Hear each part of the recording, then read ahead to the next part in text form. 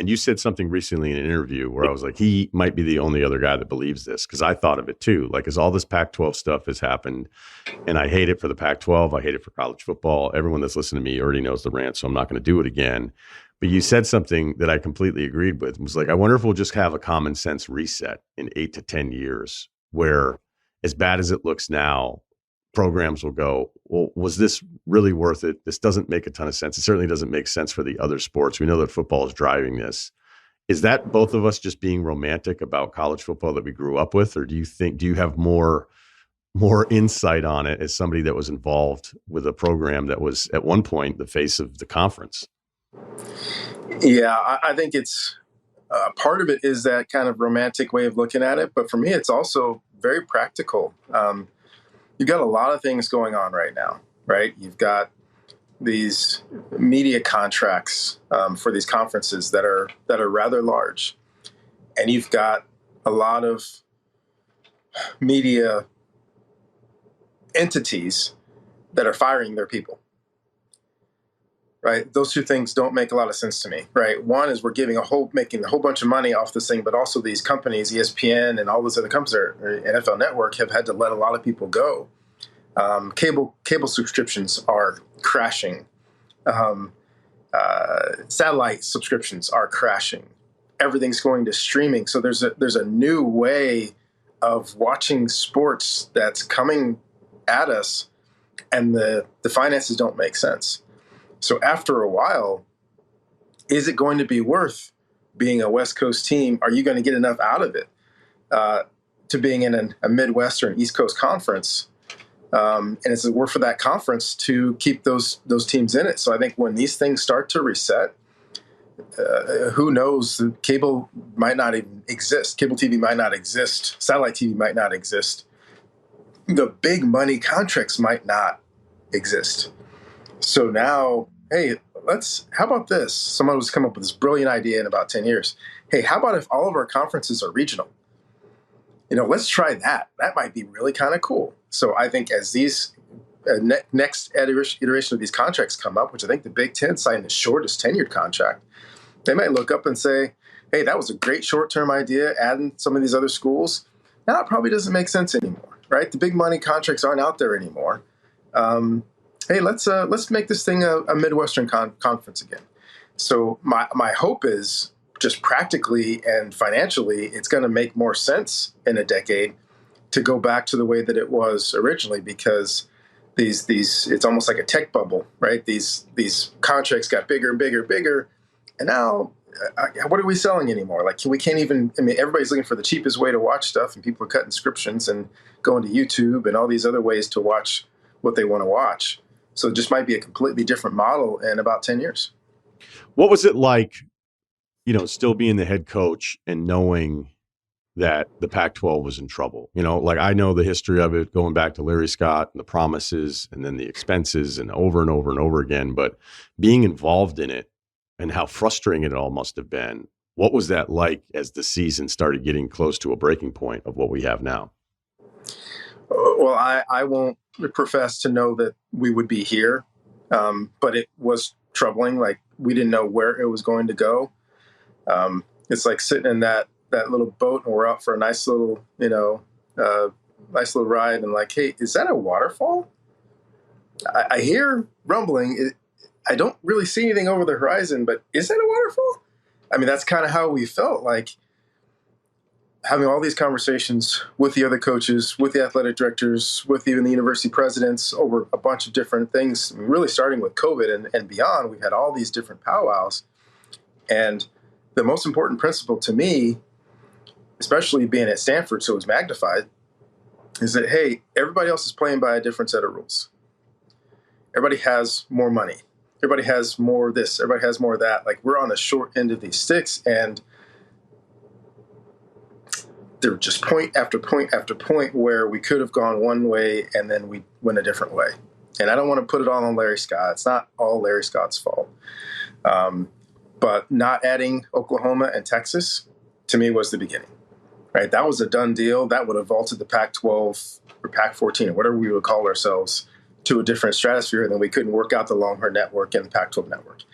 So that disappeared. When that didn't happen, I think it looked like, oh gosh, we're not just staying stagnant, we're kind of taking a step back, because it was obvious that here are two marquee universities and athletics programs that were looking for something else, and they came to us first. Now they're going to the SEC. So that was a big blow.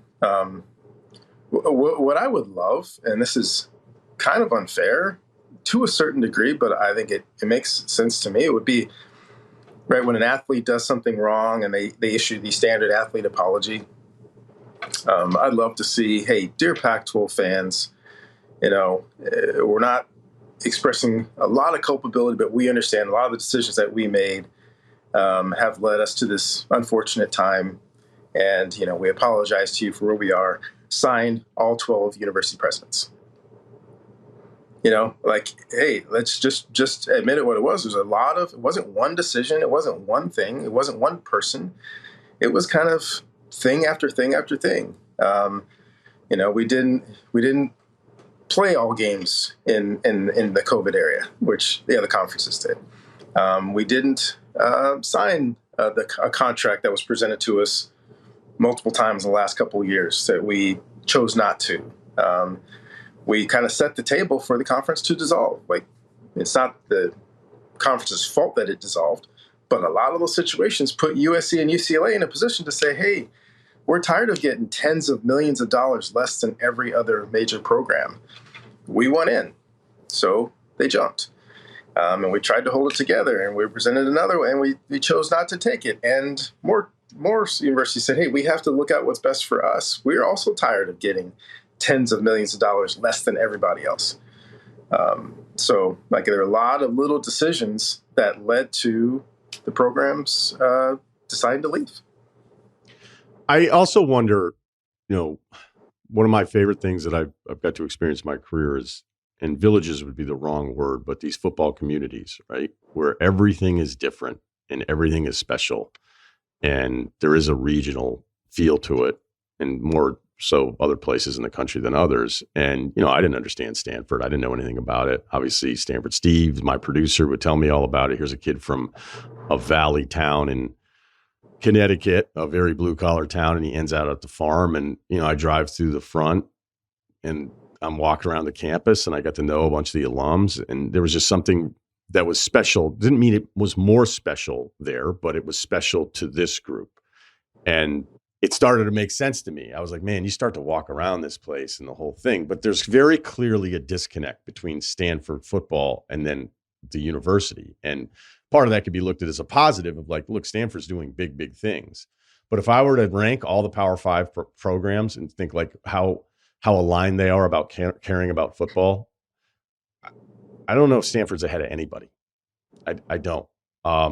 And right now is the wrong time to not care about football to survive. And so I wonder how much of that has to do with Stanford's current situation as opposed to the bigger situation that we're aligned with on the Pac-12. Yeah. As much as what you just said gave me a little bit of a stomach ache, I think it was everything you said was very fair. But I think if you look at Stanford in a long continuum, there were just times where it was together and then not, and together and then not. And just knowing that I've been associated with Stanford, since I was a kid. My dad coached there in the 70s, and I went to school there, and I came back and worked there. So a lot of it has to do with the administration and what's going on. There was a time before Jim Harbaugh was hired that everybody said the exact same thing. Jim gets a lot of credit and deserves a lot of credit. It was Bob Bowlesby. Bob Bowlesby said, we are going to make this work during an economic downturn. We are going to invest in football where everybody else is cutting. We're going to invest in football. He did a great job of communicating with our president and provost. John Etchemendy was the provost, and the provost kind of runs the university. And we had a lot of budget conversations like, no, we need to build, we need to invest, we need to do these things to help football, because football is what's going to fund everything else. That's just what's going to happen. And Etch got it. And, the university president was like, hey, you know what? He was also a businessman. right? Said, okay, let's look at it, and and then what happened? We build a good football program, and then all of a sudden, boom, we're in the Orange Bowl playing against Virginia Tech and wiping the floor with them, and had probably the biggest gathering of Stanford alums anywhere outside of campus in Florida for this bowl game. And both the president and provost looked at that and said, hey, this is actually a good thing for us. And also what happened was applications went through the roof. And they're like, oh, there is a direct correlation, which all of us in sports know. There's a direct correlation between how well you do at the front porch sports. And for most places, it's football, and for some, it's basketball. Some of it's women's basketball. Some of it's women's soccer. Like when your major programs do extremely well, that's the most visible thing, and it inspires people to pay attention to your university. It's just part of what happens. It's not my opinion. It's a fact. It's what happens. So this empirical data given to some really smart people, like, hey, let's do this thing right.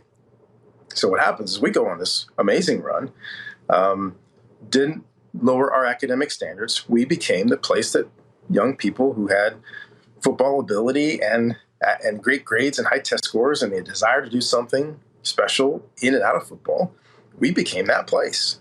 So what happens over time? People move on, et cetera, and we have a new president, new provost, both high academic people, both love Stanford and want to do what's right for Stanford. And for a while, we had to backtrack and say, okay, gosh, we have to sell this back to a new university president and a new provost who were both on board, but maybe just not as versed.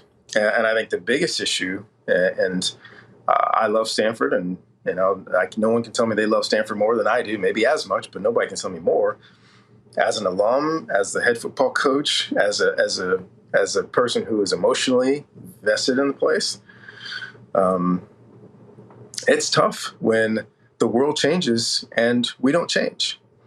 So it's been a slow change at Stanford, and it's understandable. We don't want to lower our academic standards, but we didn't embrace NIL. We didn't embrace the transfer portal. And if you don't embrace the NIL, you don't embrace the transfer portal, and you don't lower academic standards, which I'm saying we shouldn't, boy, now you're really playing a different game than everybody else. And if you're playing a different game than everybody else, you better be awesome. You better be great. But the problem is you can't get the athletes. You can't get all of the student athletes that you would normally get in a different world at a time where we were that iconic combination of athletics and academics. And Stanford's just been slower to change with the world, which I also understand.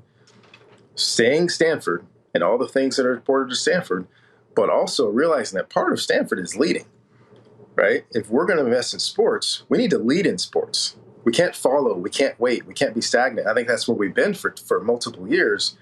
And, what's happened in the last couple of years has really been the difficult part of this, which is Stanford is more open now to the transfer portal. There are a lot of invested parties around the university that are helping keep up or catch up a little bit on in the NIL space, which is awesome. But it's been slow in a world that's moving really, really fast. It's hard to move slow. So got a new president. The search is going on right now. We've hired a new provost. There's new leadership there. And, as an alum especially, I'm looking forward to Stanford getting back to that point where we are leading in sports and not really kind of being stationary.